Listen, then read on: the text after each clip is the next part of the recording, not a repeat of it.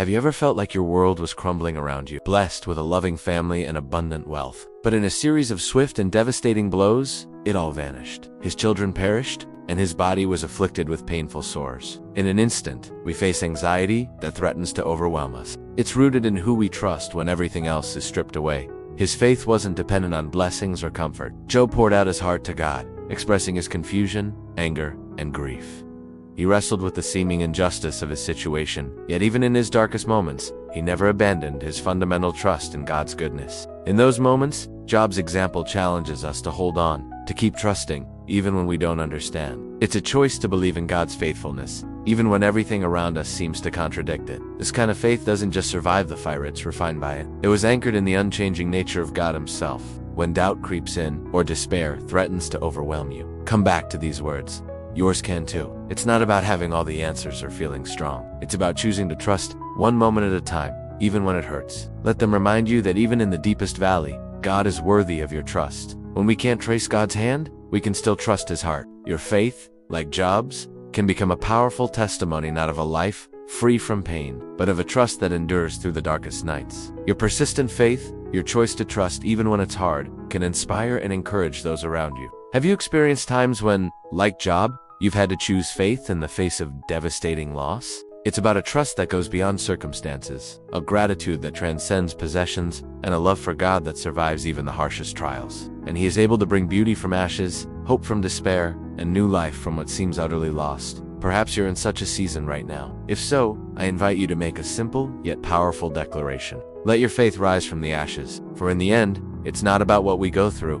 but who we become in the process. And with a faith like Job's, you can emerge from your trials stronger, deeper, and more firmly rooted in the unchanging love of God. Type "I still trust" in the comments below. It's not a denial of your pain or a claim that everything is okay. Blessed be the name of the Lord, not because the pain isn't real, but because your God is greater. Not because you have all the answers, but because you know the one who does. It's a statement of faith, a choice to hold on to God even when life feels like it's falling apart. This doesn't mean we won't struggle or doubt. It means that beneath our questions and pain, there's a bedrock of trust that refuses to let go. Financial pressures that seem insurmountable, God sees your pain, he hears your cries, and he is worthy of your trust, even in the midst of your suffering. Like Job, we often find ourselves wondering where God is in the midst of our suffering. We cry out for answers in what feels like deafening silence. He lost everything, his children. Faith isn't a guarantee against hardship or pain. It's not a magic shield that protects us from life's storms. Faith is the choice to trust God's character and purposes, even when our circumstances scream otherwise. His wealth?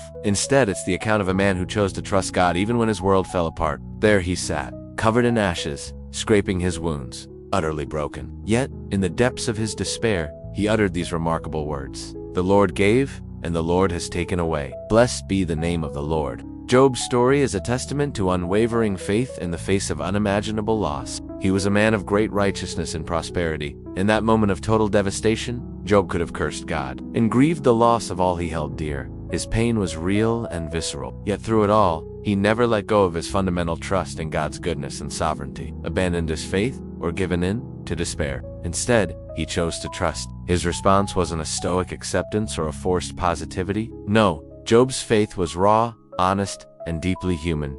He didn't have all the answers. He didn't pretend that everything was fine. Job cried out in anguish, questioned God's ways. This is what makes Job's story so powerful and enduring. Job's experience speaks directly to our modern struggles, but Job's life offers us a profound reminder. God is still present, even when we can't see or feel him.